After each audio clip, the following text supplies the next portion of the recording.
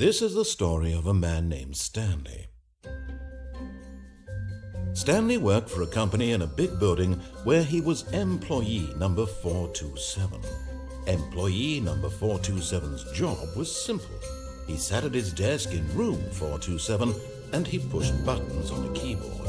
Orders came to him through a monitor on his desk, telling him what buttons to push, how long to push them, and in what order. This is what employee 427 did every day of every month of every year. And although others might have considered it soul-rending, Stanley relished every moment that the orders came in, as though he had been made exactly for this job. And Stanley was happy. And then one day, something very peculiar happened. Something that would forever change Stanley. Something he would never quite forget. He had been at his desk for nearly an hour when he realized that not one single order had arrived on the monitor for him to follow. No one had showed up to give him instructions, call a meeting, or even say hi. Never in all his years at the company had this happened, this complete isolation. Something was very clearly wrong. Shocked, frozen solid, Stanley found himself unable to move for the longest time. But as he came to his wits and regained his senses, he got up from his desk and stepped out of his office. All of his co-workers were gone. What could it mean? Stanley decided to go to the meeting room. Perhaps he had simply missed a memo.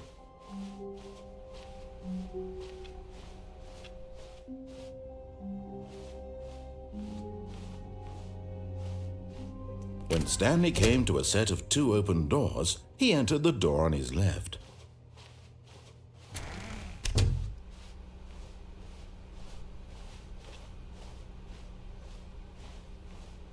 Yet there was not a single person here either.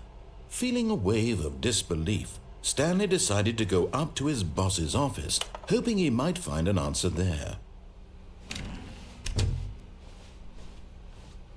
Coming to a staircase, Stanley walked upstairs to his boss's office.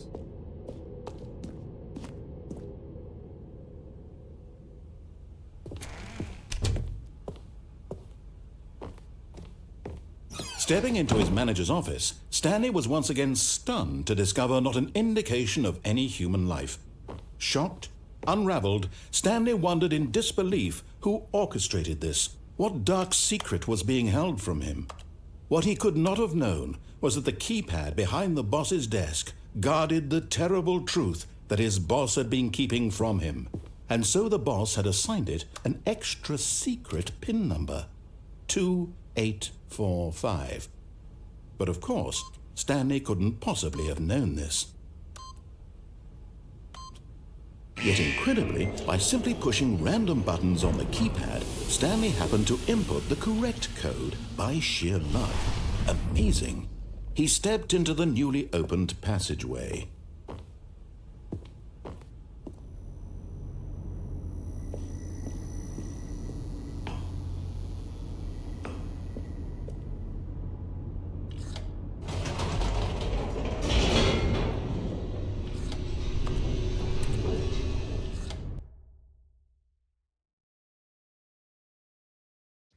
Descending deeper into the building, Stanley realized he felt a bit peculiar. It was a stirring of emotion in his chest, as though he felt more free to think for himself, to question the nature of his job. Why did he feel this now, when for years it had never occurred to him? This question would not go unanswered for long.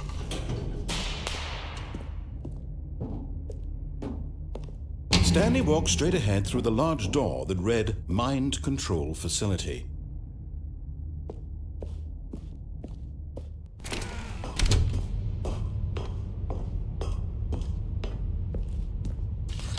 The lights rose on an enormous room packed with television screens. What horrible secret did this place hold? Stanley thought to himself. Did he have the strength to find out?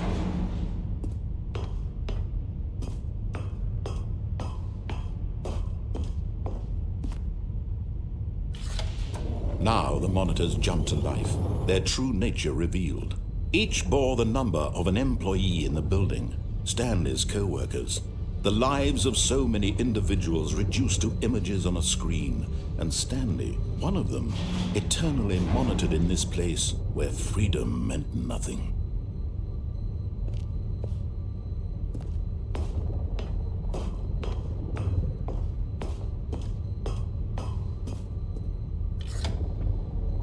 This mind control facility, it was too horrible to believe. It couldn't be true.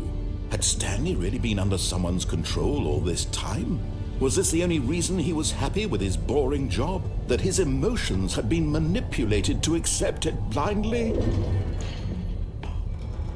No, he refused to believe it. He couldn't accept it. His own life in someone else's control? Never! It was unthinkable. Wasn't it? Was it even possible? Had he truly spent his entire life utterly blind to the world? But here was the proof, the heart of the operation. Controls labeled with emotions, happy or sad or content, walking, eating, working, all of it monitored and commanded from this very place. And as the cold reality of his past began to sink in, Stanley decided that this machinery would never again exert its terrible power over another human life. For he would dismantle the controls once and for all.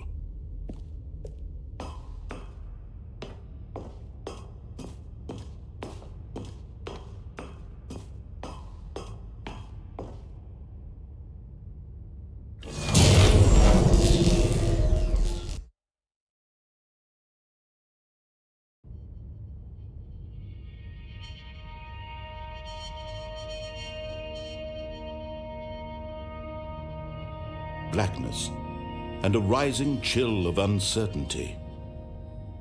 Was it over? Yes! He had won! He had defeated the machine, unshackled himself from someone else's command. Freedom was mere moments away.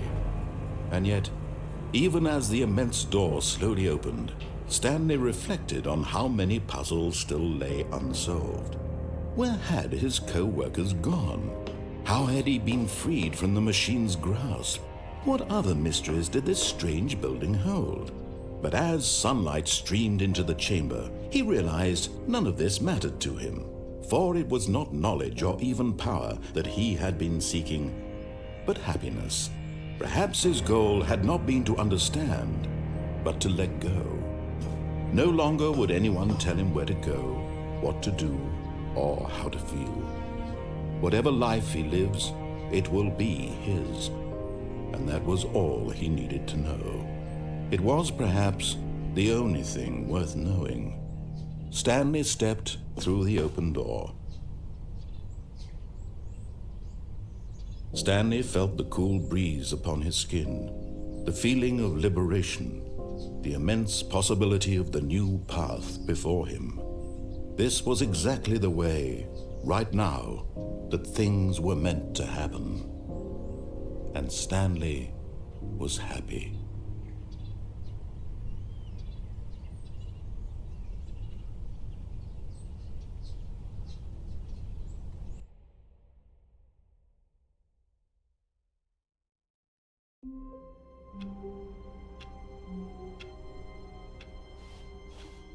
All of his co-workers were gone.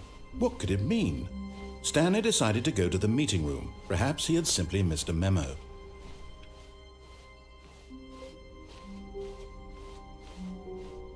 When Stanley came to a set of 2 open doors, he entered the door on his left.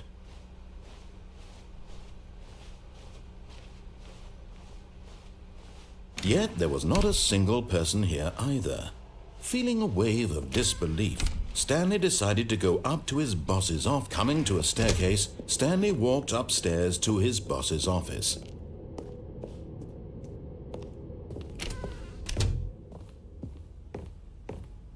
Stepping into his manager's office, Stanley was once again stunned to discover not an indication of any human life. Stanley was in such a rush to get through the story as quickly as possible, he didn't even have a single minute to just let the narrator talk. That kind of anxiety isn't healthy, so he relaxed for a few moments with some calming New Age music.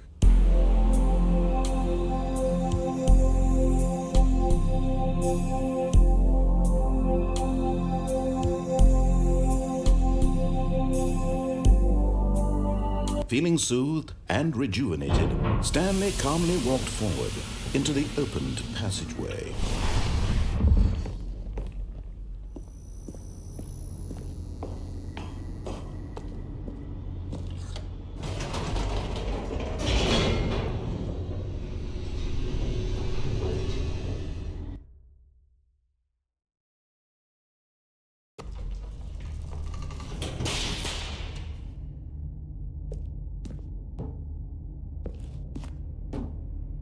Stanley walked straight ahead through the large door that read Mind Control Facility.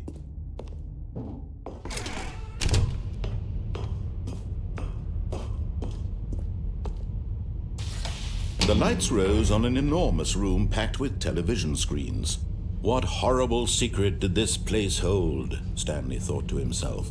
Did he have the strength to find out?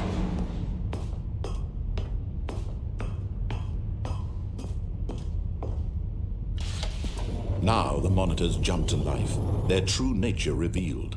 Each bore the number of an employee in the building, Stanley's co-workers.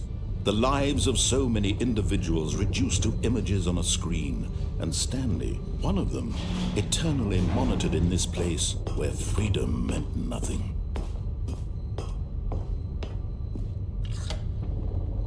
This mind control facility, it was too horrible to believe. It couldn't be true. Had Stanley really been under someone's control all this time? Was this the only reason he was happy with his boring job? That his emotions had been manipulated to accept it blindly? No, he refused to believe it. He couldn't accept it. His own life in someone else's control? Never! It was unthinkable. Wasn't it? Was it even possible?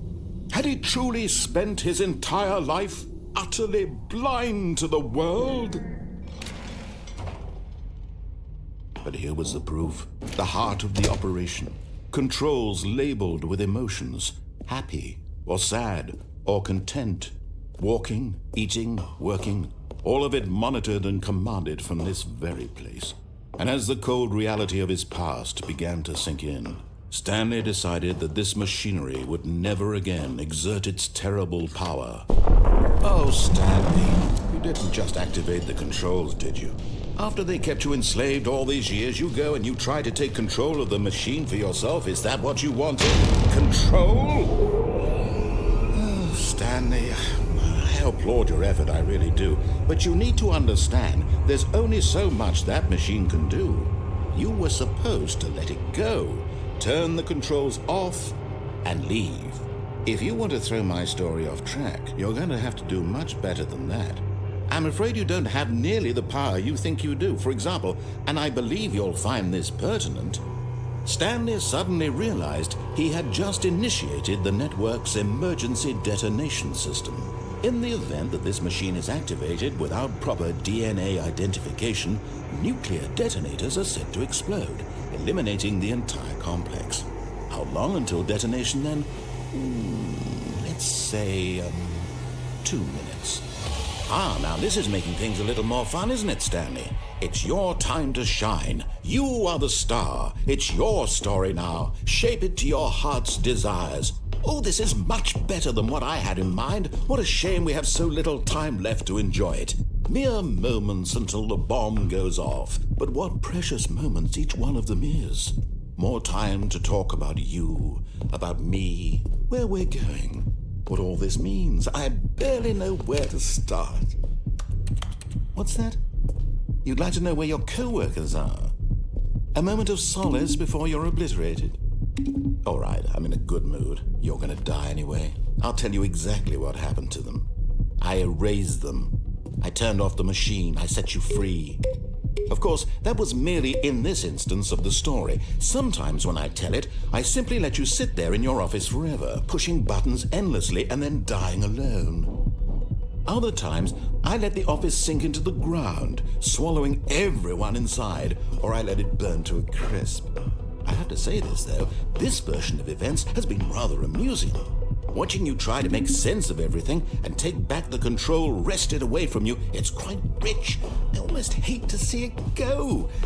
But I'm sure whatever I come up with on the next go-around will be even better.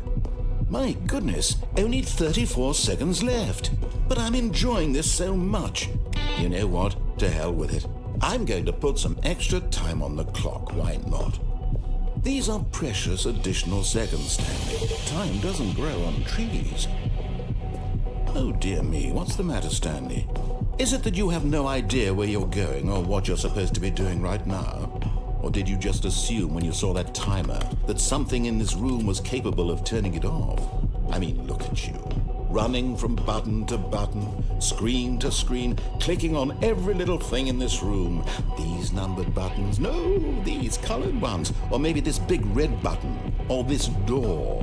Everything, anything, something here will save me. Why would you think that, Stanley? That this video game can be beaten? Won? Solved? Do you have any idea what your purpose in this place is?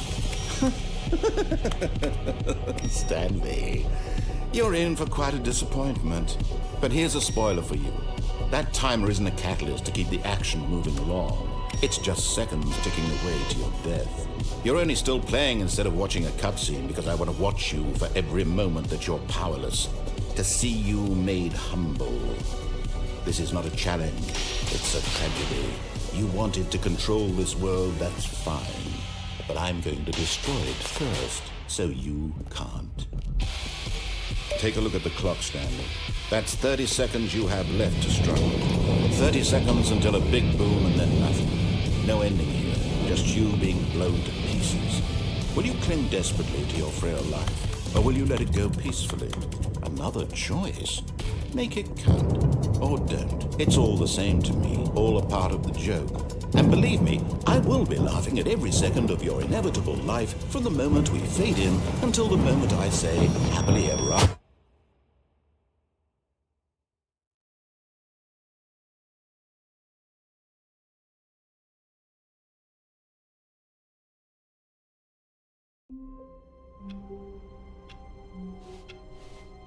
All of his co-workers were gone. What could it mean? Stanley decided to go to the meeting room. Perhaps he had simply missed a memo.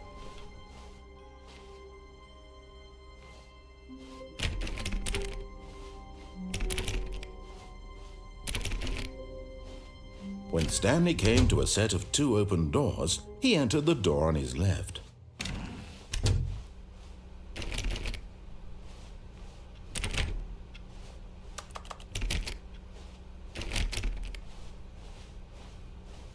Yet there was not a single person here either.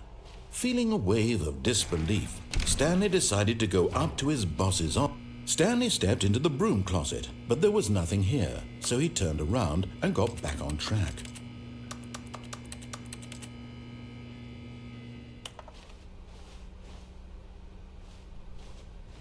Coming to a staircase, Stanley walked upstairs to his boss's office.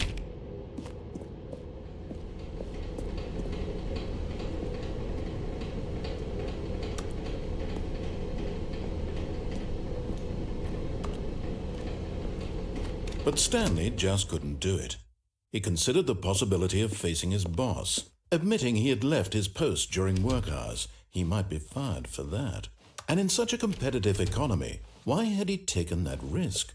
All because he believed everyone had vanished? His boss would think he was crazy. And then something occurred to Stanley. Maybe, he thought to himself, maybe I am crazy. All of my co-workers blinking mysteriously out of existence in a single moment for no reason at all? None of it made any logical sense. And as Stanley pondered this, he began to make other strange observations. For example, why couldn't he see his feet when he looked down? Why did doors close automatically behind him wherever he went? And for that matter, these rooms were starting to look pretty familiar. Were they simply repeating? No, Stanley said to himself, this is all too strange. This can't be real. And at last, he came to the conclusion that had been on the tip of his tongue. He just hadn't found the words for it. "I'm dreaming!" he yelled. "This is all a dream." Oh, what a relief Stanley felt to have finally found an answer, an explanation. His co-workers weren't actually gone. He wasn't going to lose his job. He wasn't crazy after all. And he thought to himself, I suppose I'll wake up soon. I'll have to go back to my boring real-life job pushing buttons. I may as well enjoy this while I'm still lucid. So he imagined himself flying and began to gently float above the ground. Then he imagined himself soaring through space on a magical starfield, and it too appeared. It was so much fun, and Stanley marveled that he had still not woken up. How was he remaining so lucid? And then perhaps the strangest question of them all entered Stanley's head. One he was amazed he hadn't asked himself sooner. Why is there a voice in my head dictating everything that I'm doing and thinking? Now the voice was describing itself being considered by Stanley, who found it particularly strange. I'm dreaming about a voice describing me, thinking about how it's describing my thoughts, he thought. And while he thought it all very odd and wondered if this voice spoke to all people in their dreams, the truth was that, of course, this was not a dream. How could it be? Was Stanley simply deceiving himself, believing that if he's asleep, he doesn't have to take responsibility for himself? Stanley is as awake right now as he's ever been in his life. Now, hearing the voice speak these words was quite a shock to Stanley. After all, he knew for certain, beyond a doubt, that this was in fact a dream. Did the voice not see him float and make the magical stars just a moment ago? How else would the voice explain all that? This voice was a part of himself too. Surely, if he could just... He would prove it. He would prove that he was in control, that this was a dream. So he closed his eyes gently, and he invited himself to wake up. He felt the cool weight of the blanket on his skin, the press of the mattress on his back, the fresh air of a world outside this one. Let me wake up, he thought to himself. I'm through with this dream. I wish it to be over. Let me go back to my job. Let me continue pushing the buttons. Please, it's all I want. I want my apartment and my wife and my job. All I want is my life exactly the way it's always been. My life is normal. I am normal. Everything will be fine. I am okay.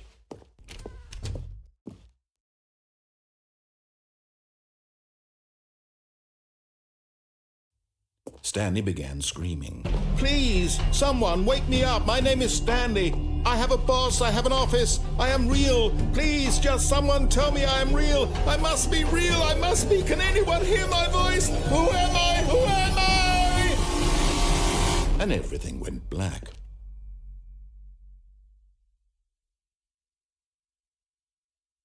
This is the story of a woman named Mariella. Mariella woke up on a day like any other. She arose, got dressed, gathered her belongings, and walked to her place of work. But on this particular day, her walk was interrupted by the body of a man who had stumbled through town talking and screaming to himself, and then collapsed dead on the sidewalk. And although she would soon turn to go call for an ambulance, for just a few brief moments, she considered the strange man. He was obviously crazy. This much she knew. Everyone knows what crazy people look like. And in that moment, she thought to herself how lucky she was to be normal. I am sane. I am in control of my mind. I know what is real and what isn't. It was comforting to think this, and in a certain way, seeing this man made her feel better. But then she remembered the meeting she had scheduled for that day. The very important people whose impressions of her would affect her career, and by extension, the rest of her life. She had no time for this, so it was only a moment that she stood there, staring down at the body. And then she turned and ran.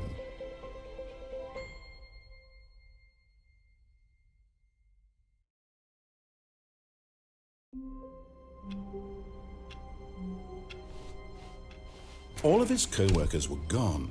What could it mean? Stanley decided to go to the meeting room. Perhaps he had simply missed a memo. No matter how hard Stanley looked, he couldn't find a trace of his co-workers.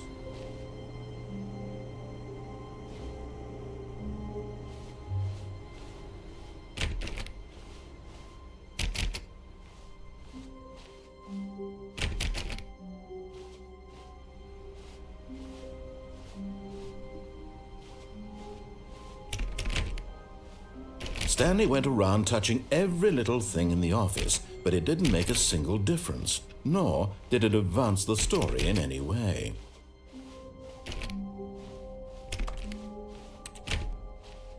When Stanley came to a set of 2 open doors, he entered the door on his left.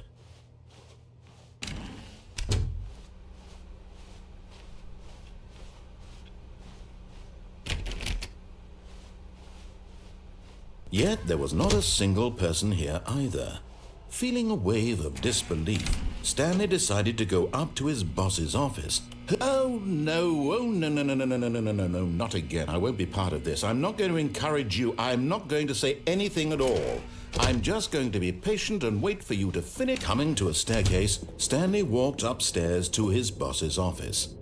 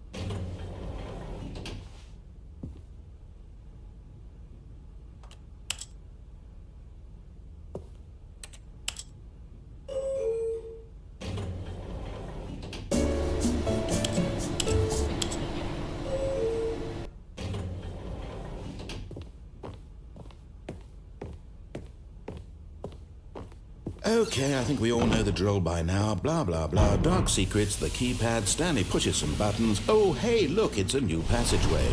Quelle surprise.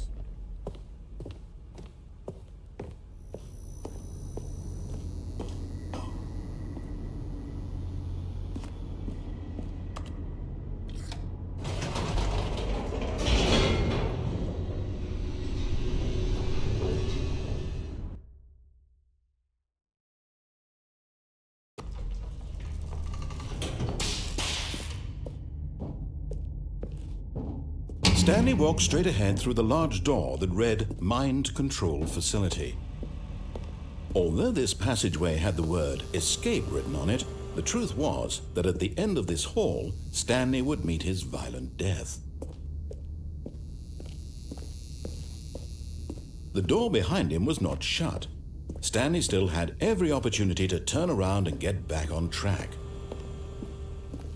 At this point, Stanley was making a conscious, concerted effort to walk forward and willingly confront his death.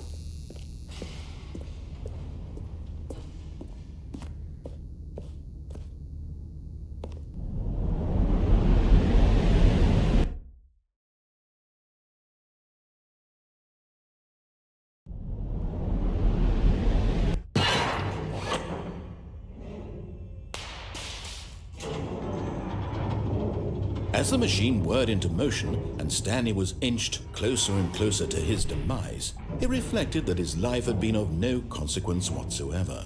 Stanley can't see the bigger picture. He doesn't know the real story, trapped forever in his narrow vision of what this world is. Perhaps his death was of no great loss, like plucking the eyeballs from a blind man. And so he resigned and willingly accepted this violent end to his brief and shallow life. Farewell, Stanley.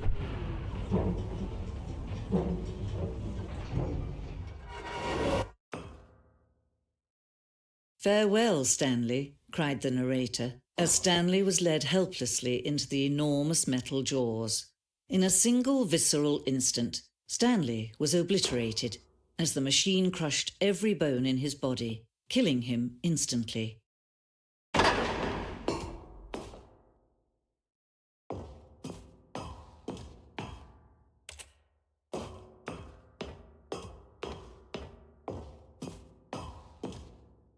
And yet it would be just a few minutes before Stanley would restart the game, back in his office, as alive as ever. What exactly did the narrator think he was going to accomplish? When every path you can walk has been created for you long in advance, death becomes meaningless, making life the same. Do you see now? Do you see that Stanley was already dead from the moment he hit start?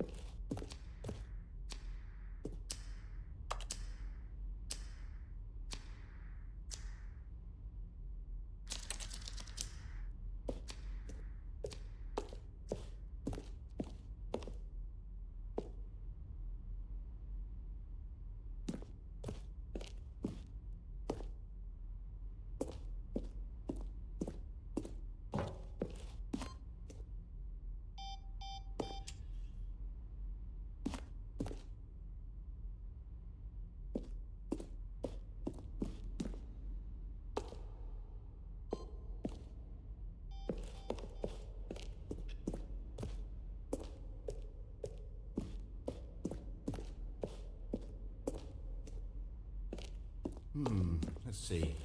Stanley walked through the green door. Pushed the number 6.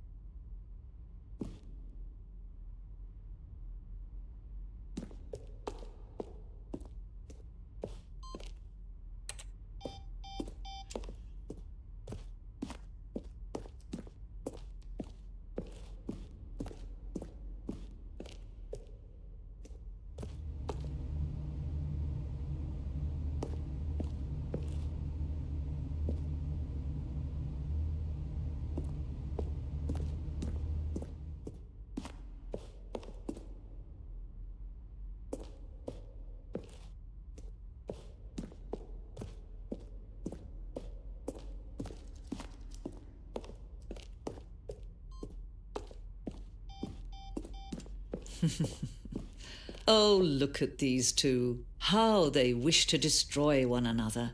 How they wish to control one another. How they both wish to be free.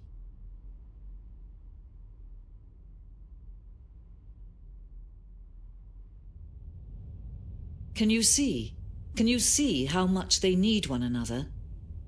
No, perhaps not.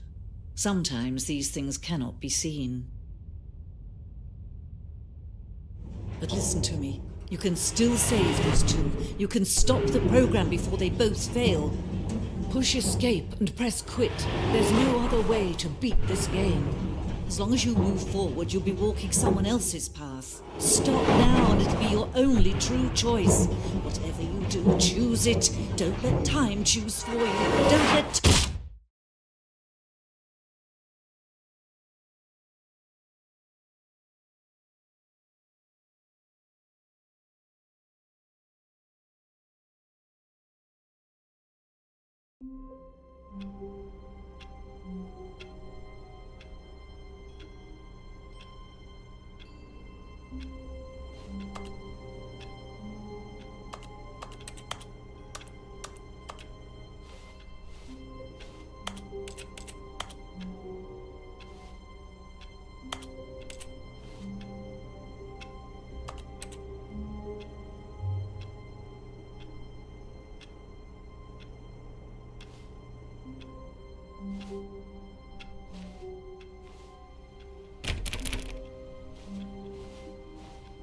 All of his co-workers were...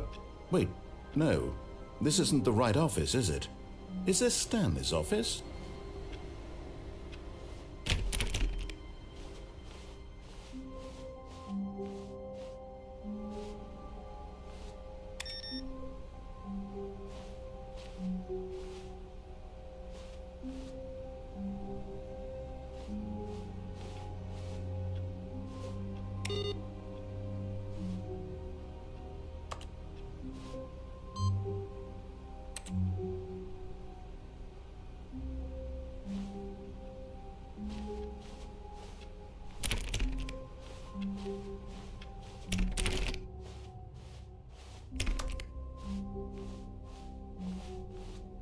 When Stanley came to a set of 2 open doors, he entered the door on his left. This was not the correct way to the meeting room, and Stanley knew it perfectly well. Perhaps he wanted to stop by the employee lounge first, just to admire it.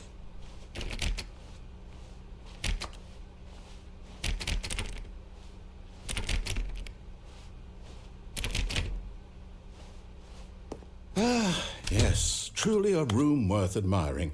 It had really been worth the detour after all, just to spend a few moments here in this immaculate, beautifully constructed room. Stanley simply stood here, drinking it all in.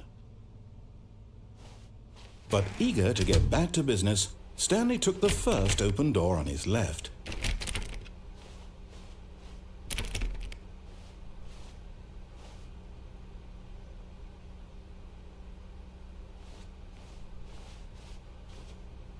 Stanley was so bad at following directions, it's incredible he wasn't fired years ago.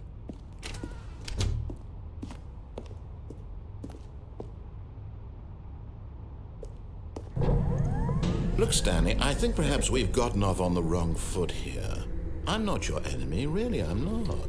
I realize that investing your trust in someone else can be difficult, but the fact is that the story has been about nothing but you all this time. There's someone you've been neglecting, Stanley. Someone you've forgotten about. Please, stop trying to make every decision by yourself. Now, I'm not asking for me. I'm asking for... This is it, Stanley. Your chance to redeem yourself. To put your work aside. To let her back into your life. She's been waiting.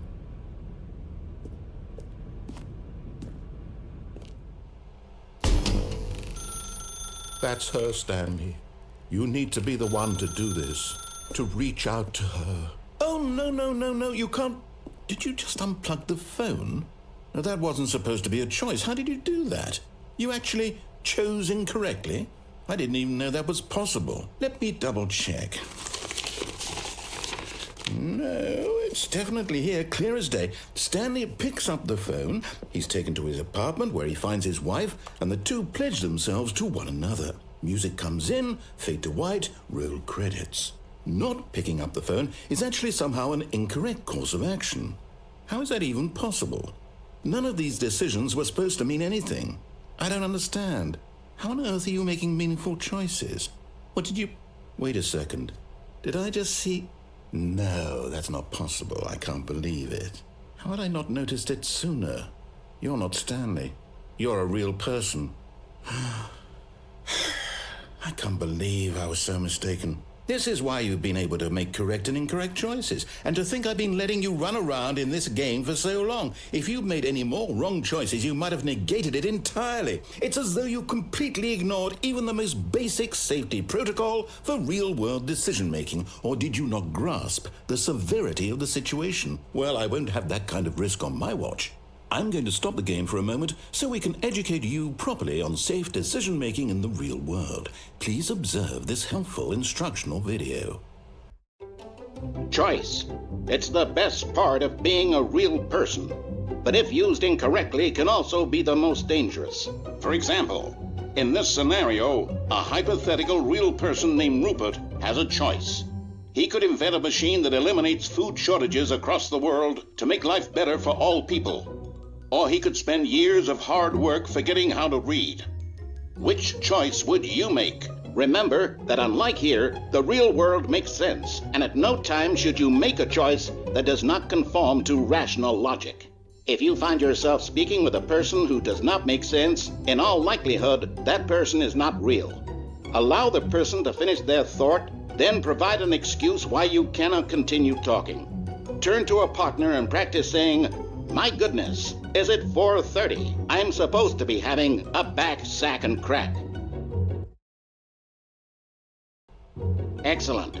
Making choices on a regular basis is the best part to a healthy decision-making process. Most medical professionals recommend making at least 8 choices per day. Do you make more than 8? Less? And finally, if you begin to wonder if your choices are actually meaningful and whether you'll ever make a significant contribution to the world, just remember that in the vast infiniteness of space, your thoughts and problems are materially insignificant, and the feeling should subside. At this time, your instructor will guide you in an exercise to test and reinforce the material covered in this video. Welcome back. You may have noticed that this room has begun to deteriorate as a result of narrative contradiction. But not to worry. Now that you're properly informed on good decision-making, we're going to revisit a choice you made just a few minutes ago and see what the correct thing to do would have been. This way, please.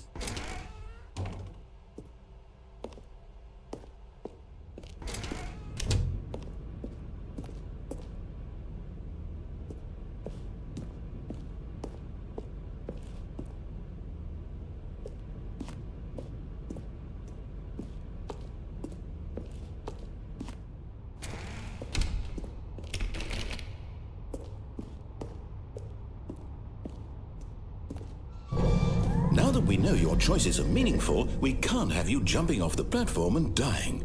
Imagine the main character dying senselessly halfway through the story. That story would make no sense at all.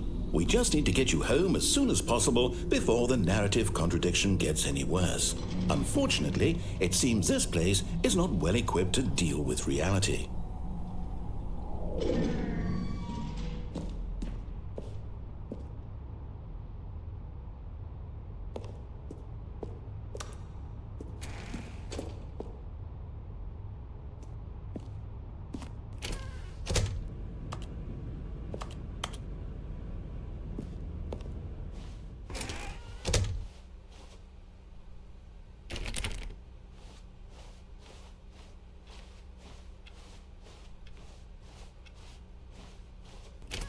Almost there. You'll take the door on the left, back to the correct ending, the story will have resolution once again, and you'll be home free in the real world.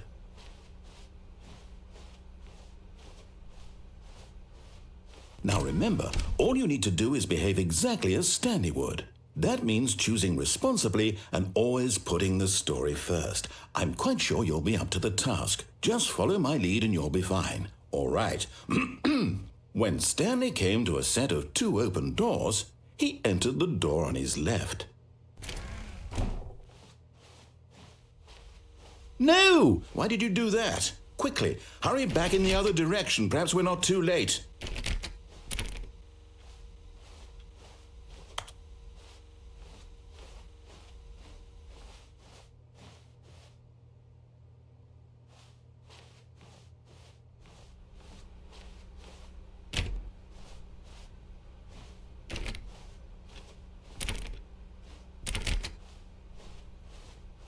Oh, it's ruined. I can't believe, after everything we talked about, that my story, you've destroyed my work. Why? For what?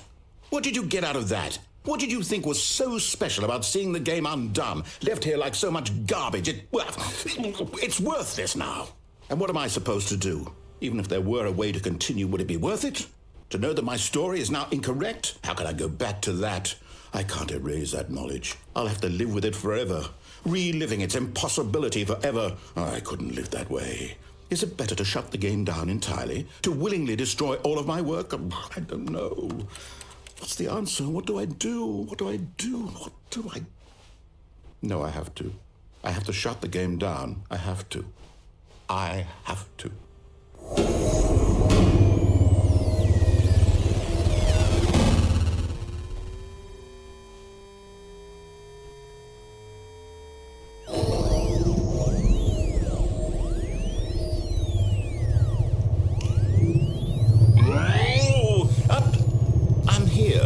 I'm still here in this pile of rubbish, with you, who thought you were so clever.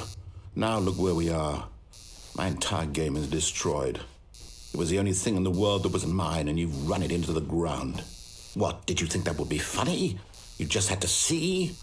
Didn't I impress upon you how important it was to be like Stanley? He actually knows how to do what I tell him to. He understands that if I say to do something, there's a damn good reason for it. That thought hadn't even occurred to you, had it? That there's a world outside of you? You're a child. Oh, my story. If you'd just gone through the door on the left, you would have seen it. There was a whole underground facility. You would have destroyed it and been victorious. It would have been so perfect. I worked so hard on it. I tried so hard to make... behave exactly as Stanley would. That means choosing responsibly and always putting the story first. I'm quite sure you'll be up to the task. Just follow my lead and you'll be fine. All right. When Stanley came to a set of 2 open doors, he entered the door on his left. No! Why did you do that? Quickly, hurry back. Behave exactly as Stanley would. That means choosing responsibly and always putting the story first. I'm quite sure you'll be up to the task. Just follow my lead and you'll be fine. All right. When Stanley came to a set of 2 open doors, he entered the door on his left. No! Why did you do that? Quickly, hurry back. Behave exactly as Stanley would. That means choosing responsibly and always putting the story first. I'm quite sure you'll be up to the task. Just follow my lead and you'll be fine. All right. When Stanley came to a set of 2 open doors, he entered the door on his left.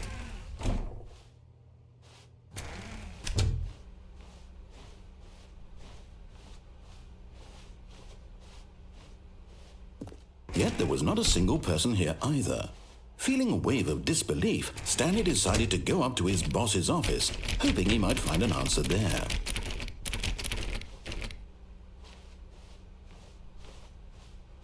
Coming to a staircase, Stanley walked upstairs to his boss's office.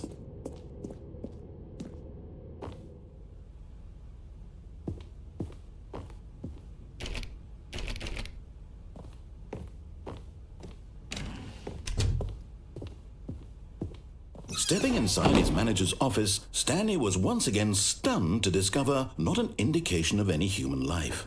Shocked, unraveled, Stanley wondered in disbelief who orchestrated this, until he saw the door with a voice receiver next to it. Surely behind this door lay all the answers to his questions. And beyond all probability, he knew the passcode. He had seen it on his boss's computer just last week. Nightshark 115. Was this the code to open the door? Would it still work? There was only one way to find out. Stanley had been trained never to speak up, but now he would draw from within himself the courage to face the unknown. He drew a sharp breath and then spoke the code.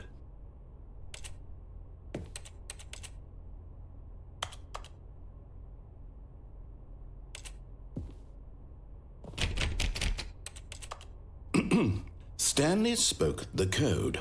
Nightshark 115. He spoke it into the receiver, right there on the wall.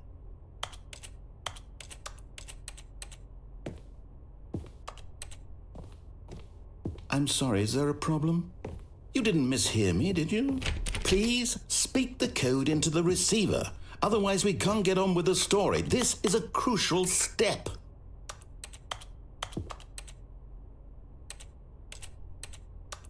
Okay, fine, you're not going to do it, but you know what? It's pretty humiliating to bring you this far, only for you to suddenly decide you have better things to do. I asked you for this one single thing, for your respect. The kind of respect Stanley shows for his choices. He knows what it means to take a story seriously. If you didn't want to see what I had to show you, then why did you come here? You had a choice, you know. You could have gone through the door on the right. You could have done whatever the hell you wanted over there. Why did you come this way? Speak. Say something to me. Explain yourself, you coward. You... When Stanley came to a set of two open doors, he entered the door on his left. Stanley? Hello? Are you... Is everything okay? Stanley, please. I need you to make a choice. I need you to walk through the door. Are you listening to me? Can you hear me? Is everything all right? Stanley, this is important. The story needs you. It needs you to make a decision. It cannot exist without you. Do you understand me? Whatever choice you make is just fine. They're both correct. You cannot be wrong here. We can work together. I'll accept whatever you do. I simply need you to take that step forward, please. Choose. Do something. Anything. This is more important than you can ever know. I need this. The story needs it. So, you hear me? Are you there? Are you listening to this? Stanley, are you there? Okay. It's okay, I can wait. You need time to decide. Time to make sure your choice is correct. That is the best choice. That's all right. I'll wait for you to decide what's the right thing to do. Take as much time as you need.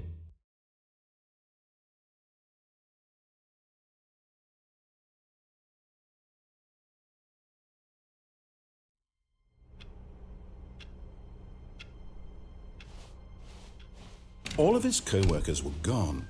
What could it mean? Stanley decided to go to the meeting room. Perhaps he had simply missed a memo. Oh, new content? What does that mean, new content?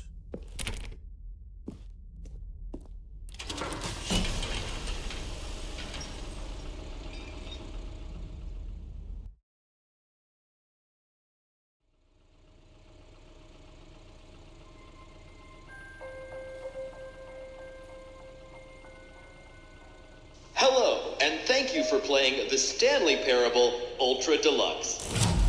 As you may know, the Stanley Parable was a video game released in 2013 on home computers. After receiving critical and commercial success, it was expanded upon in 2022 with the Stanley Parable Ultra Deluxe, a reimagining of the game for consoles and home computers. The Stanley Parable Ultra Deluxe features exciting new content that broadens and expands the world of the Stanley Parable, delighting audiences the world over. Please, step inside and see what thrilling new adventures await in The Stanley Parable Ultra Deluxe. Oh, well, this sounds delightful. I'm very excited to see the thrilling new Ultra Deluxe content.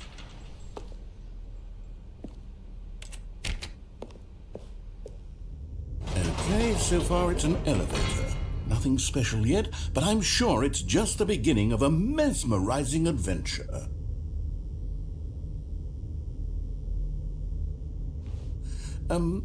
Is it broken? What's going on here? Should we be moving somewhere or... Oh, there we go. All right, finally, at long last, it's on to the new content. I've never been more ready. Let's do it.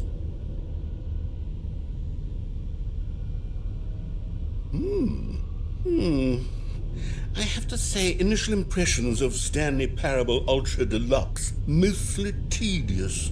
It's as if Oh, okay. Let's see the content. Give me the content, Stanley.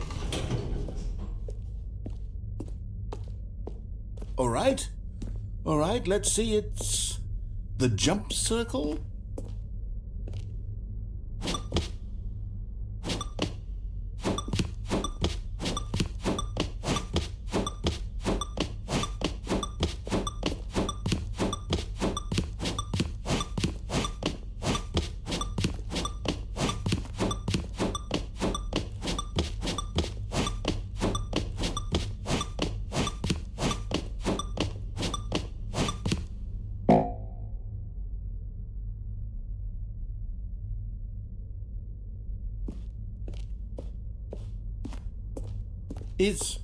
Is that it?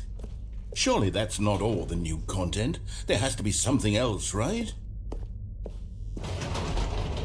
Goodness, another elevator. Stanley, I have to say, initial impressions of this game are not positive. It's just elevators and jumping. Is this what passes for exciting new content? If this is new content, then I could just read you the whole dictionary. There's 20 hours of new content right there. Hell, I could count to 30 trillion. You could put that on the box. The Stanley Parable Ultra Deluxe, now with over 1,000 hours of new content. And oh, wait. There's more. Very good. Yes. I knew there had to be something else. Let's see it. I'm ready for whatever it is. That's it? Oh, you've got to be kidding me. You see, Stanley? This is what happens when greedy video game developers with no respect for their fan base rush a cheap expansion to market for no reason other than to make an easy dollar. And don't get me started on the level of craftsmanship that's gone into it. In fact, I'm looking right now at the game's achievements, and it's hard to believe one of them actually says, "Test achievement, please ignore." What quality assurance department signed off on this? I'm infuriated and I'm offended, and I intend to find these people on Twitter and hold them personally accountable. It's my fault, Stanley. I built up too much anticipation around the new content, I'm afraid. It could never have lived up to such expectations. If you're still with me, why don't we just reset the game and we'll try to get back to what the Stanley Parable is really about. No frills, no gimmicks. Just you and me having a great time together like always. What do you say, friend?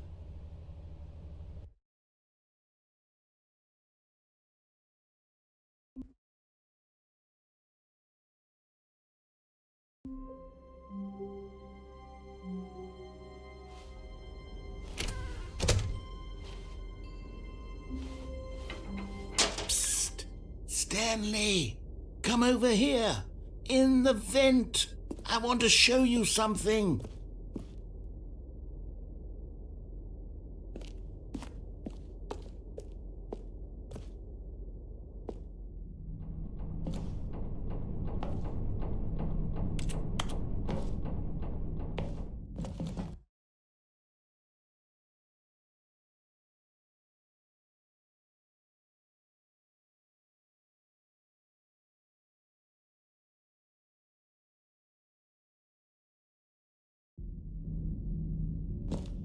Okay, you remember how cheap and unsatisfying the new Ultra Deluxe content turned out to be? Well, it got me thinking about the past and how much better the Stanley Parable used to be. So I made something special and tucked it away here where the game's developers won't find it. Just our little secret. Take a look. I call it the Memory Zone. It's where I've been storing all my favorite memories so I can relive the peak experiences of my life whenever I want. Experiences like the launch of the Stanley Parable on PC. You see, Stanley, doesn't the Memory Zone remind you of how wonderful Stanley Parable was before it was sullied with a cheap re-release? Remember back in October of 2013 when the game originally launched? Back then, video games had integrity. Back then, it all meant something. Oh, the waste.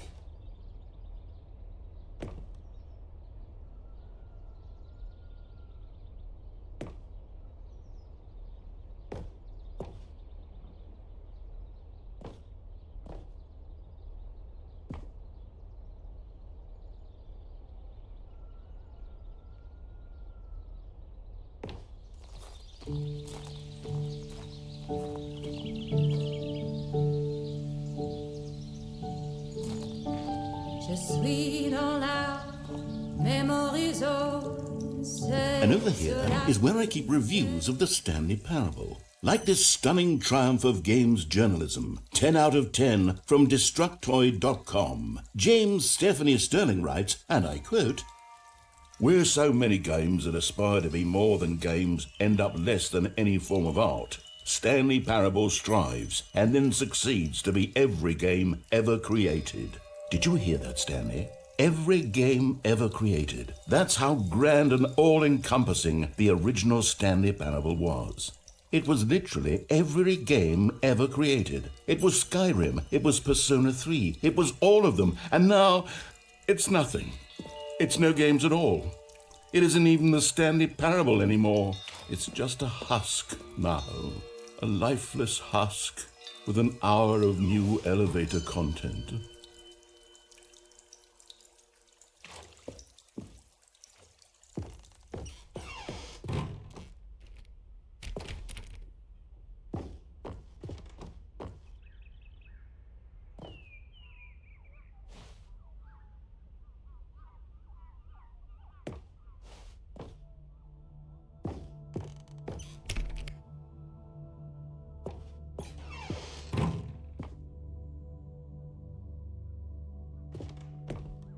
Here's another moving passage, this time from GameSpot.com. The Stanley Parable is both a richly stimulating commentary on the nature of choice in games and one that offers some of the most enjoyable, surprising, and rewarding choices I've ever been confronted with in a game. 9 out of 10. Don't you get it, Stanley? The game was perfect. It didn't need anything else. It didn't need new content. It just needed to be left alone, to spend the rest of time collecting dust in the hallowed hall of beloved video game memories.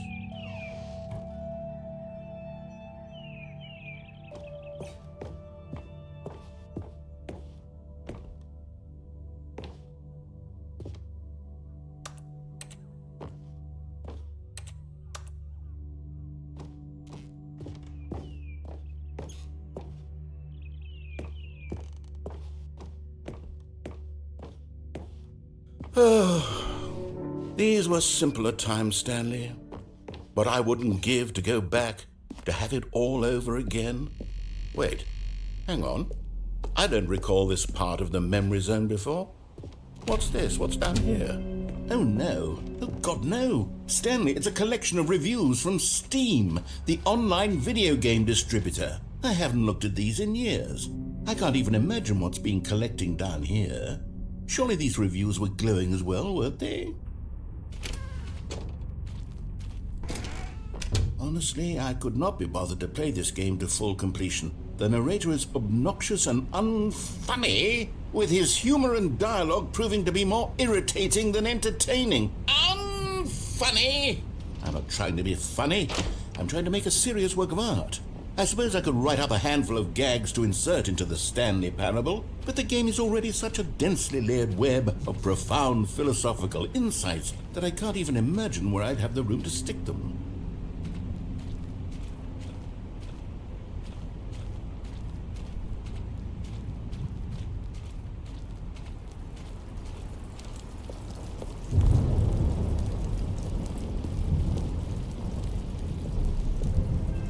Okay, let's see what this one says. While the idea for the game is good, for someone who prefers non-linear games, this preachiness gets annoying fast. Preachy? Stanley? I'm not preachy, am I?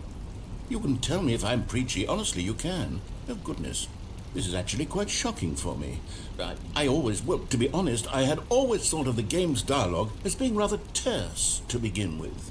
You can't know how much fluff I cut from the game to get it to feel as light and airy as it... Well, I always thought it did, but maybe it wasn't. Dear, what an awful memory to have to hold on to. These black marks on my otherwise unimpeachable track record. I feel like a failure, like I let these people down. Perhaps the Stanley Parable isn't quite as sterling as I always... What's this one got to say? You constantly have to stop doing anything so the narrator can catch up with his long-winded explanations of what's happening. I wish there was a skip button. A skip button? Well, yes. Yes, I think we can do that. If I'm truly too preachy, then maybe letting you skip ahead for just a moment, surely it couldn't hurt. Not if it means we can strike these negative reviews from the record. Only positive reviews of the Stanley Parable. That's my motto today, and it's always been my motto. I'd do anything for the customer, Stanley. Yes, a skip button we shall have. And here it is. Go ahead and give it a shot. I'll pop you forward in time so that the... Oh, you're back, you see. You were only frozen in time for a few minutes, but it was plenty of time for me to deliver a long, rambling monologue full of... Well, there, sport. You really did catch me rambling on a bit, didn't you? But that's the power of the button. The minute I start to go off on a thoughtless display of self-absorption, it's right at your fingertips to go poof, and it's all over. Oh, I can't wait to see what Cookie 9 will say about this. Okay, welcome back, Stanley. Now, I should say that the amount of time the button has been skipping through is becoming longer and longer. That last one was, well, I want to say maybe 30, 45... Stanley, please don't push the button again. It's been 12 hours. You've just been frozen there. I don't know why the skips are getting longer, but they're... Oh, Stanley, you're back. You're back. Oh, my goodness. I have someone to talk to again. Stanley, I think it's been a week. Or 2 weeks. I've been sick. Oh, hello. It's you. You're here again. Welcome. I have had time to think about you and about us and about everything we've been through. I've had so much time. I stopped keeping track after a year. Have you ever sat down in one place and not moved for one entire year?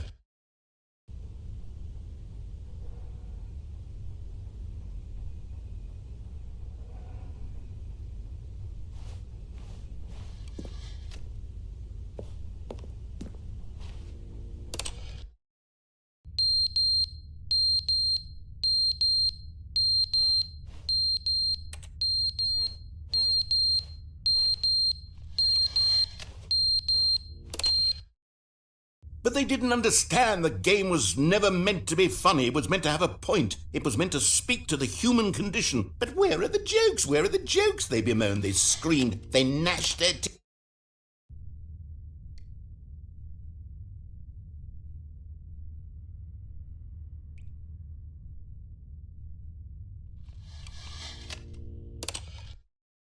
The end is never the end, is never the end, is never the end, is never the end, is never the end, is never the end, is never the end, is never the end, is never the end, is never the...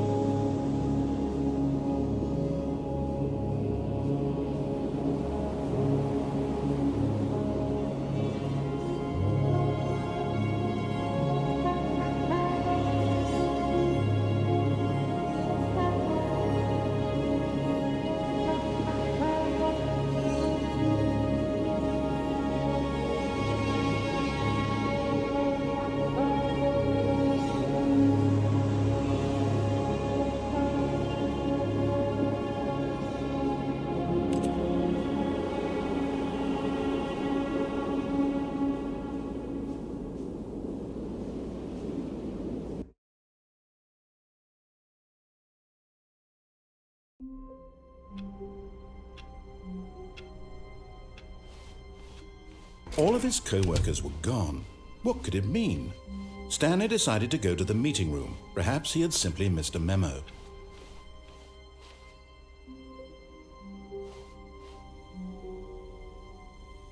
Oh, good. You noticed my sign. Yes, I have something very exciting to show you.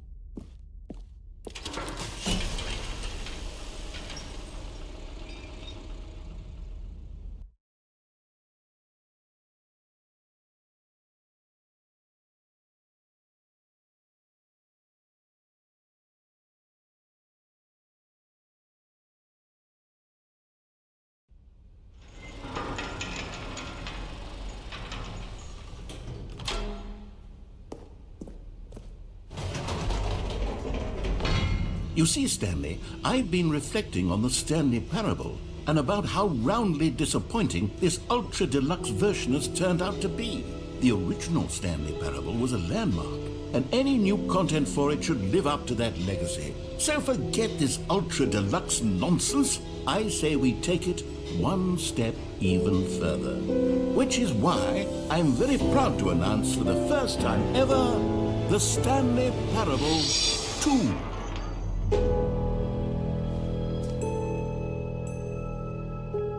Yes, you see, isn't this far superior to a measly re-release with a few minor additions? Think of all the new territory we'll cover with a fully fledged sequel. An entirely new experience, built from the ground up. Why, there are so many possibilities. It could go in so many different directions. This is what fans have truly been asking for. Now, to be clear, I haven't quite nailed down what exactly the Stanley Parable 2 is going to be, but let's take a look at some of the features I've been developing for it. I figure that if I can loosely organize a handful of interesting concepts, that surely the game will sort of naturally spring up around them. It'll all work itself out. Game development is much more of a fuzzy magic than anything scientific or logical, really.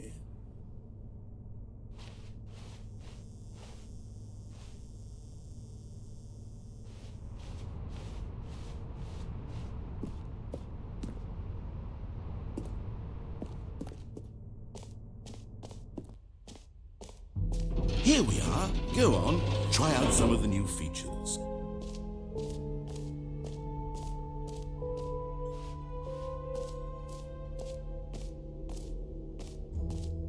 For the Stanley Parable 2, I asked myself, what do players really want?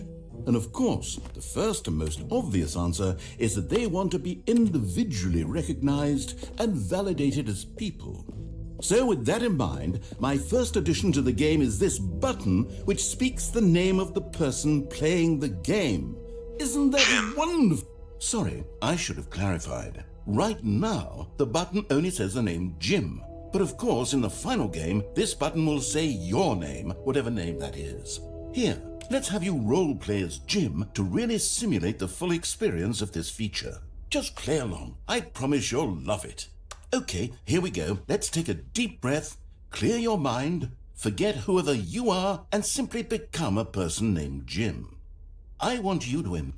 Whoa, hold on. I wasn't finished setting up the backstory. If you don't properly roleplay as Jim, then you'll never understand the impact of this button. Otherwise, it's just a stupid button that says somebody else's name. Okay, we're doing it again, and this time let me finish first. Now, allow yourself to become Jim. Imagine yourself driving to work as Jim, playing frisbee on the weekends as Jim, staying up all night for a popcorn and horror movie sleepover as Jim, developing a crippling substance addiction as Jim, rediscovering yourself through fringe religious groups as Jim. All right, fine, whatever. It's just a meaningless button that says Jim. Are you happy now? Get out of here. I'm done with this button. Why don't you go humiliate me in front of a different feature that I worked very hard on?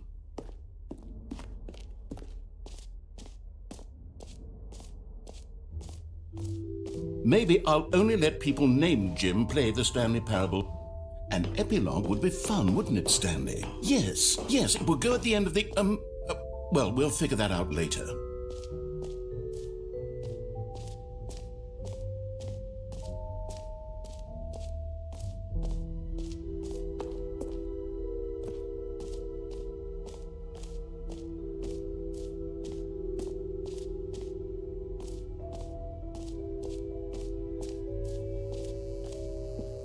Now here's something special. You remember that broken test achievement that got left in the game on accident? Well, I'm developing a technology to simply give you the achievement.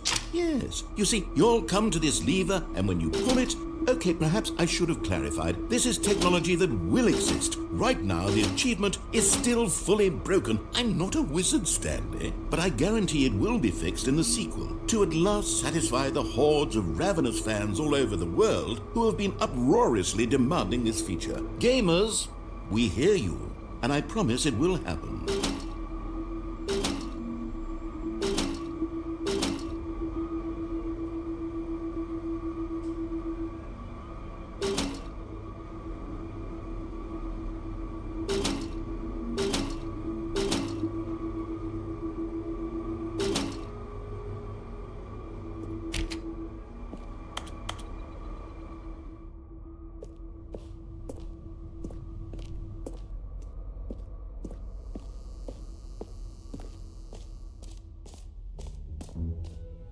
What else? What other exhibits haven't we seen yet?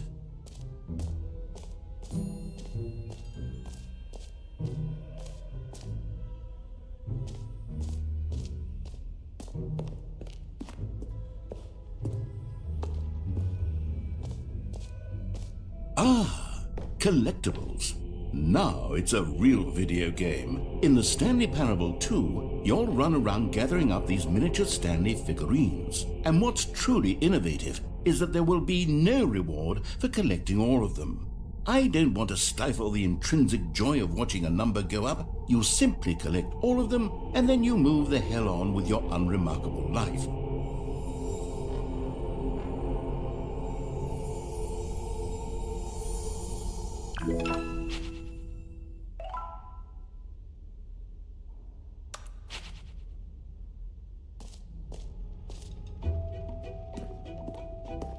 God, it really is the worst when you collect everything in a video game and then they give you a big fancy reward for it. Absolutely tragic.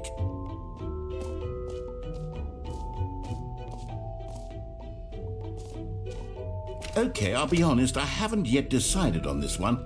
I think that in the new version, the office could use a bit of decoration, like balloons. But I'm undecided on Get Well Someday and Happy 12th Birthday. Which would you go with?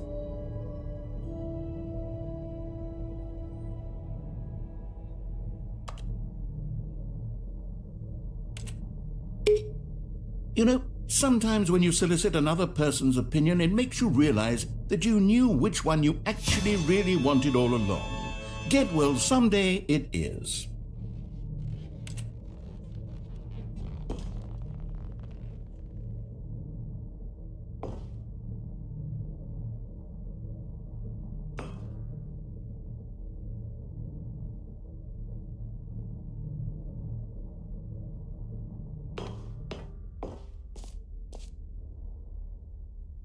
Or actually, maybe I should have gone with...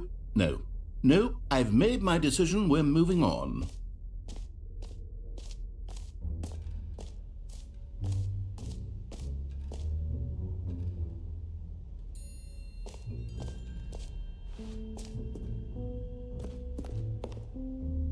A common complaint of the Stanley Parable was that it was confusing and paradoxical, that it engendered a chaotic sense of reckless despair in those who played it. Well, I'm happy to say that after much consideration, I've engineered a clever solution to this fundamental problem with the game.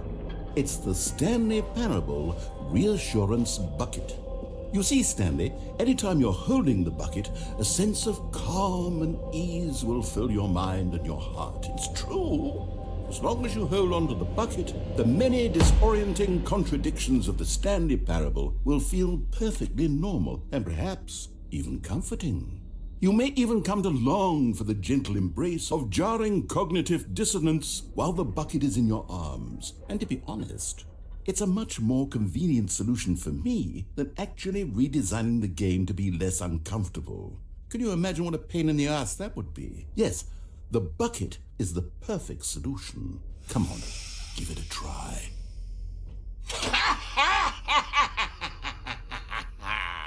Can you feel it? The glow of comfort, even in the face of crushing despair, must already be sweeping through your body. And in fact, can I say that I do believe the bucket lends you an air of charisma as well? I think that just holding it has made you the slightest bit more attractive as a person.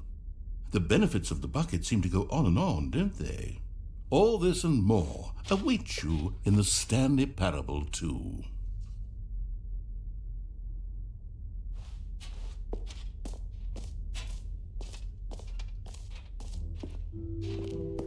Does anyone give out awards for most enjoyable bucket in a video game? That really should be an award if it isn't already.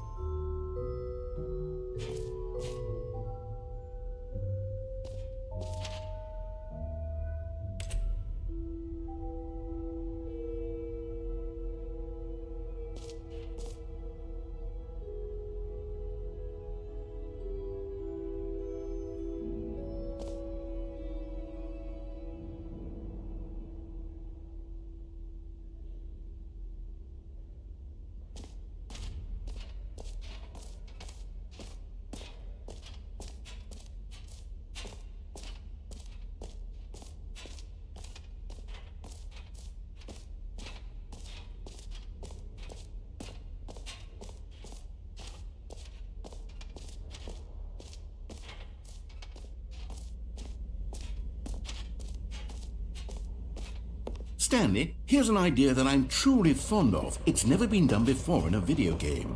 This is, in fact, a hole that you can fall down forever. That's right. Infinite falling. You can fall until the end of time, if you like. A stunning leap forward for video games as a medium.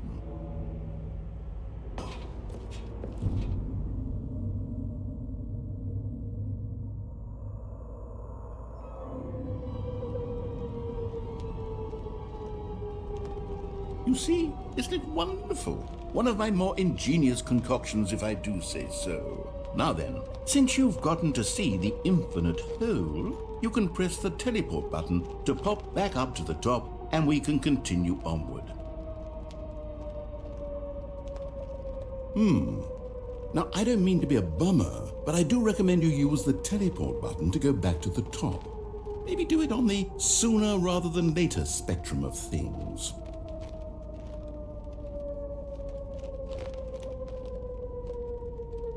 Okay, Stanley, I don't know quite how to say this tactfully, but it's possible that I slightly exaggerated the infinite nature of the hole. Is it a very, very deep hole? To be certain it is. It's an extremely deep hole. I don't want anyone to say that it isn't an astonishingly deep hole. It is. Is it infinite? Well, that sort of depends on your definition of infinity. From one perspective, the infinite is merely philosophical in nature. It's more of a... Okay, well, good for you. You found the bottom of the hole. You found me out, Stanley. I'm a liar and a cheat, and you're so clever. Look, I think the issue here is just that you're unusually fascinated by falling. What normal person actually wants to fall infinitely? I figured the hole was as deep as anyone would actually need. Don't you put this on me. Maybe you're the problem. Look, things got a little heated there. I think we both said some things we didn't mean. Why don't we just put all this behind us and agree to just call the hole mostly infinite?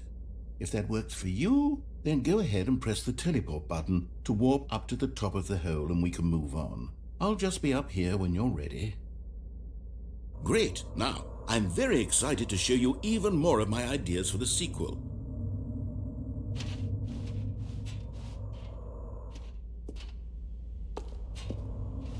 Oh, for heaven... You see, I was right. The problem is you. The problem is that you like holes too much. Not normal. A normal person would have said, yep, that's an infinite hole right there, goes on forever till the end of time. Don't need to see it all, but not you. Oh, no, no, no, no. You have a weird sort of... Oh. Did the hole seem even shorter to you this time? I couldn't help but feel like you spent a little less time in there than you did before. I mean, admittedly, I didn't make an infinite hole, but I didn't think it was that not infinite. Well, I suppose once again there's nothing to do here. If you decide you've had enough of the hole, you can hit the teleport button and come join me up above. Had enough? I'm positively thrilled. I really do have so much more to show you and to talk about, and I've had enough of the hole for a lifetime.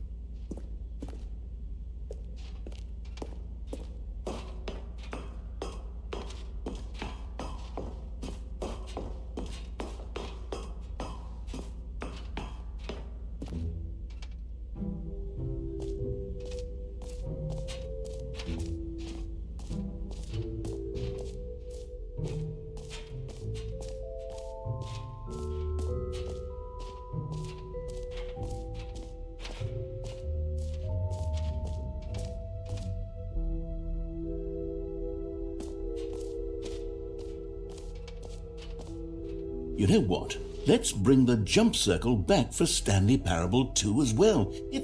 Oh wait, you already spent all your jumps the first time we saw the jump circle? Oh well. I suppose it can just be a nice decorative piece then.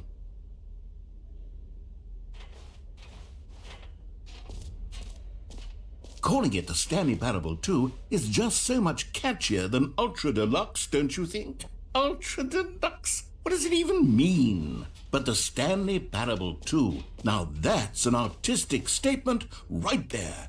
It's future-oriented. It screams progress and innovation and long-term franchising potential.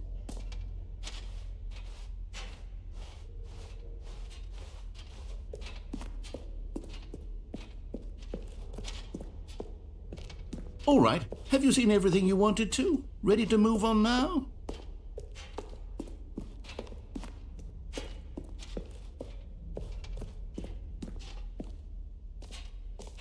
So, Stanley, what do you think?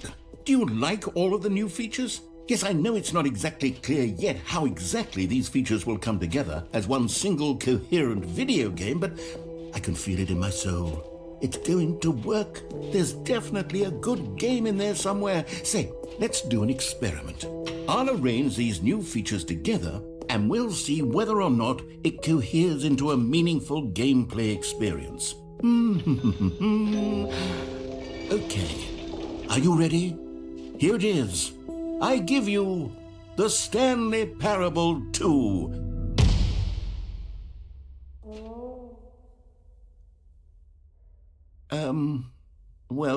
I mean, there's potential here, right? It's sort of... Okay, never mind. Hold on, let me do a different arrangement. Okay, yes, this is much better. I feel good about this. Here we go. Version 2. Who am I kidding, Stanley? This isn't a coherent video game at all. It's a lot of gags.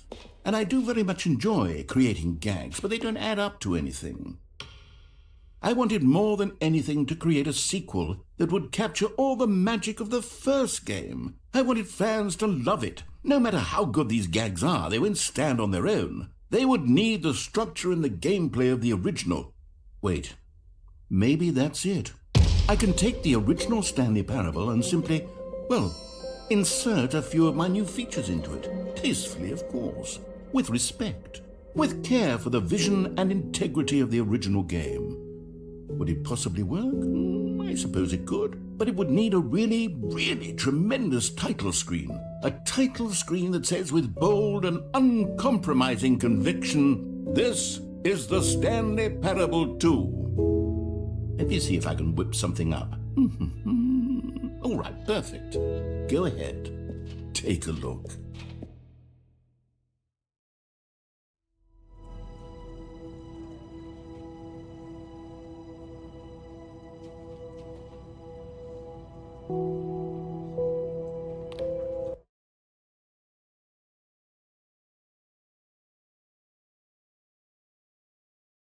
This is the story of a man named Stanley.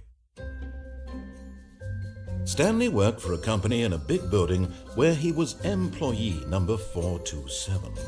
Employee number 427's job was simple. He sat at his desk in room 427 and he pushed buttons on a keyboard. Orders came to him through a monitor on his desk, telling him what buttons to push. how long to push them, and in what order. This is what employee 427 did every day of every month of every year. And although others might have considered it soul-rending, Stanley relished every moment that the orders came in, as though he had been made exactly for this job. And Stanley was happy. And then one day, something very peculiar happened. Something that would forever change Stanley. Something he would never quite forget. He had been at his desk for nearly an hour when he realized that not one single order had arrived on the monitor for him to follow. No one had showed up to give him instructions, call a meeting, or even say hi. Never in all his years at the company had this happened, this complete isolation. Something was very clearly wrong.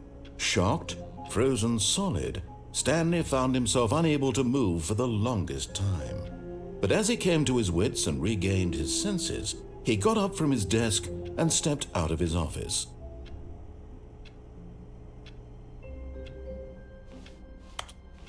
All of his co-workers were gone. What could it mean? Stanley decided to go to the meeting room. Perhaps he had simply missed a memo. Stanley felt the bucket calling to him, begging him to pick it up. Why was he not doing it?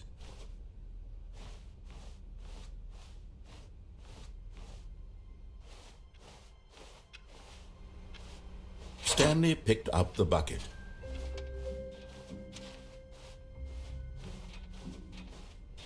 Stanley clutched the bucket tightly to his chest and entered the door on his left.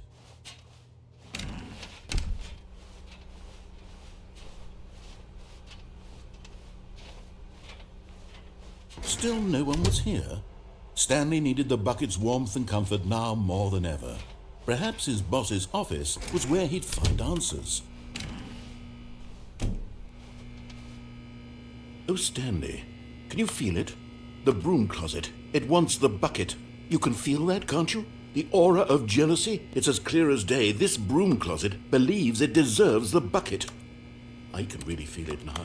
It's a bucket. It belongs in a broom closet. That's what the broom closet is trying to say here. It's supposed to go with the other cleaning supplies. Coming to a staircase, Stanley and the bucket walked upstairs to the boss's office.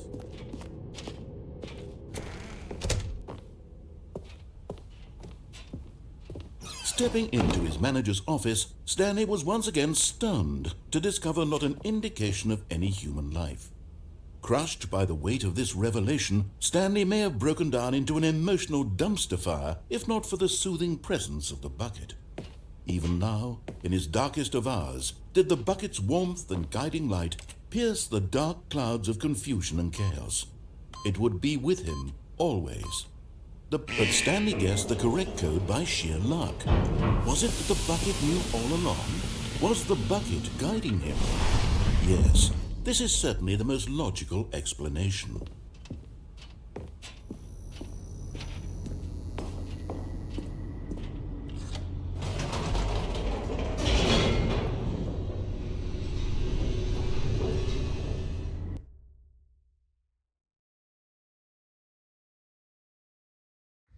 The elevator raced downward, plummeting towards an unknown fate.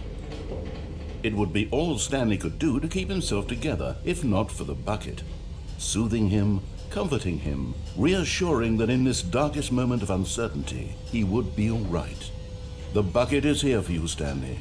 Everything will be fine. Stanley and the bucket walked straight ahead through the large door that read, Mind Control Facility.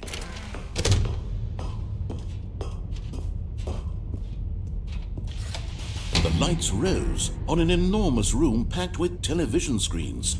What horrible secret did this place hold? Stanley and the bucket both wondered to themselves.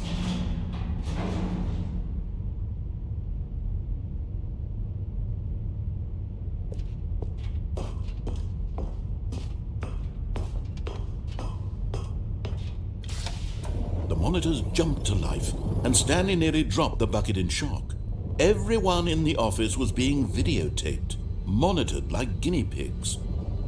The bucket had never seen anything like this, and it very nearly burst into tears as Stanley cradled it gently, reassuring it that everything would be fine. Was the bucket under the mind control facility's influence as well? Had the bucket been told to do things it didn't wish to do? What kinds of things does a bucket want to do or not want to do in the first place? These questions raced furiously in Stanley's feeble mind. No! He screamed into the bucket. He couldn't accept it. His own life in someone else's control, never! He squeezed the bucket tighter, his one friend in the entire world. At this point, he could trust no one except for the bucket.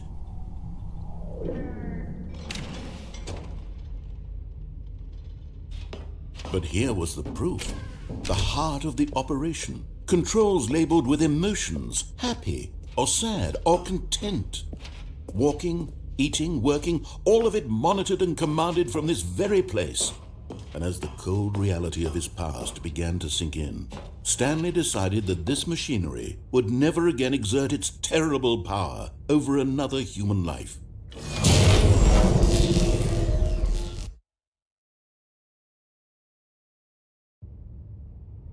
Stanley and the bucket waited in blackness. Was it over?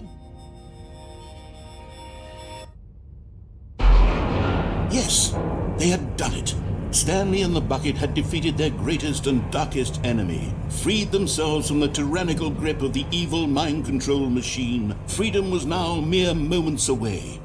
Excitedly, the two of them began to discuss the kind of life they wanted to live once they stepped through this massive door. The bucket wanted to learn to roller skate. Stanley wanted to sneeze in every country on Earth. Both of them wanted to begin watching a movie, any movie, but then stop it halfway through and begin watching it in reverse from the end. True, it was a simple life they envisioned, but it was one they'd lived together, with one another to lean on, to trust, to support, and What? Wait. What was happening? Why had the door stopped? Was Stanley and the bucket not about to be freed? An unbearable silence filled the room, lingering in uncertainty, until finally the truth hit Stanley square in the face. This building did not want the bucket to leave. Even the facility itself recognized the incredible calming presence of the bucket, needed the soothing warmth of the bucket, would go to any lengths not to part with the bucket. No. Stanley can't leave this place, not while he has such a precious bucket in his arms, not while this building has anything to say about it. Stanley realized he would never again leave this very room, but at least he has the bucket. To be trapped eternally in darkness isn't really so bad, Stanley thought to himself. As long as I have my bucket with me, right? I'll be okay, won't I? Stanley gulped. Very soon now, he was about to find out.